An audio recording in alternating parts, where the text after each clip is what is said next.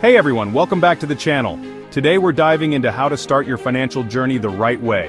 Whether you're a student, a fresh graduate, or just tired of living paycheck to paycheck, this video is your beginner's guide to financial freedom in 2025. We're breaking down essential steps, no fluff, just actionable advice you can start today. We'll cover understanding your spending, building a budget, setting up an emergency fund, mastering credit scores, starting to invest, and boosting your income. Grab a coffee, maybe a notepad, and let's get into it because your journey to financial freedom starts now. If you find this helpful, don't forget to like, subscribe, and hit that notification bell. Alright, let's get started. First things first, you absolutely have to understand where your money is going. Track your income and expenses for at least one full month. Use apps like Mint or YNAB, or even a simple spreadsheet. This isn't about judging yourself, it's about gathering data. Knowledge is power, especially when it comes to your money. You'll likely be surprised at where your money is disappearing. That $5 coffee every day? That's $150 a month, $1,800 a year. This tracking phase is like turning on the lights in a dark room. Suddenly you see everything. For the next 30 days, become a financial tracker. Every time money comes in, note it down. Every time money goes out, note it down. This isn't about restricting yourself yet, it's purely about observation.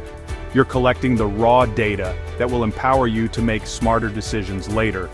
This process helps you figure out your cash flow. If more is going out than coming in, you've got a problem, but now you'll know exactly why and where. If you have money left over, fantastic. Now you know how much you realistically have to work with for savings and investments. Knowing your cash flow is the absolute bedrock of any successful financial journey. Once you have this data, you'll be able to identify areas where you can cut back without feeling deprived. Maybe you realize you're spending a fortune on takeout when you actually enjoy cooking. Or perhaps you have 3 music streaming services when one would do.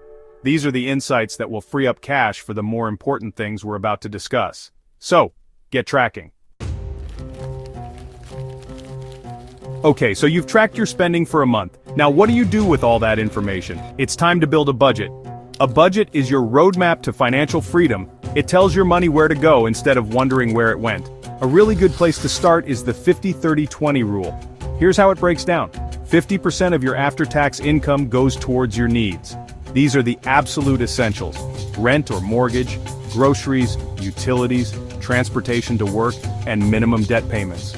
Next up, 30% of your income is allocated to your wants.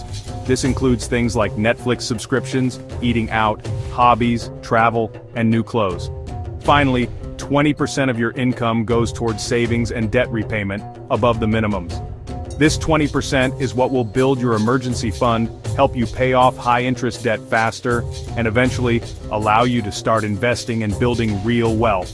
Take the income figures you gathered from your tracking month. Calculate 50%, 30%, and 20% of that. Then look at your expense categories and see how they fit. You might need to make some adjustments. Review your budget monthly. Life changes and so should your budget. This isn't a set it and forget it thing, at least not initially. The next critical step is to create a safety net, your emergency fund. Think of it as a financial cushion against those unexpected life curveballs. Your first goal is to save up $500 to $1,000. This initial amount can cover a lot of smaller, unexpected costs and give you some immediate peace of mind. Once you've hit that initial milestone, your next target is to build that fund up to cover 3 to 6 months of essential living expenses. The best place for your emergency fund is in a separate high-yield savings account. It should be liquid, meaning you can access it quickly if you need to, but not too accessible. Automate your savings. Every time you get paid, transfer that amount automatically to your high-yield savings account. Once it's fully funded, you can redirect that 20% towards other goals like paying off debt more aggressively or investing. But get this financial fire extinguisher in place first. It's crucial. Now let's talk about your credit score, your financial reputation. A good credit score can save you thousands in the form of lower interest rates on mortgages, car loans, and credit cards. If you're new to credit, start with a secured credit card. The golden rule of credit cards is to pay off the full balance on time, every single time. Payment history is the single biggest factor that influences your credit score. Another important factor is your credit utilization ratio. You want to keep this low, ideally below 30%. length of credit history also plays a role. The longer you've responsibly managed credit, the better. Building good credit is a marathon, not a sprint. Check your credit report regularly. Review it for any errors and dispute them if you find any. Think of your credit as a valuable asset. Keep it clean, nurture it, and it will open up a lot of financial doors for you. That A+ on your adult report card is worth striving for. One of the biggest financial mistakes people make is waiting too long to start investing. The truth is, you don't need thousands of dollars to start. You can literally start with $10 or $20. The key is to start early because of compound interest. Compound interest is basically interest earning interest. The longer your money has to compound, the more powerful this effect becomes. So, how do you actually start? It's easier than ever before. There are tons of user-friendly platforms out there like Robinhood, Fidelity, Vanguard, Charles Schwab, M1 Finance. For beginners, look into low-cost diversified options like index funds or ETFs. An S&P 500 index fund, for example, lets you invest in 500 of the largest US companies all at once. The most important thing is to be consistent. Set up automatic transfers from your bank account to your investment account every month. This is called dollar cost averaging. Don't panic sell when the market dips. In fact, those can be great buying opportunities if you have a long-term horizon. Think of investing as planting seeds. Start small, start simple, but most importantly, start now. Your future self will thank you profusely for it. There's another side to the financial equation that can supercharge your progress, increasing your income.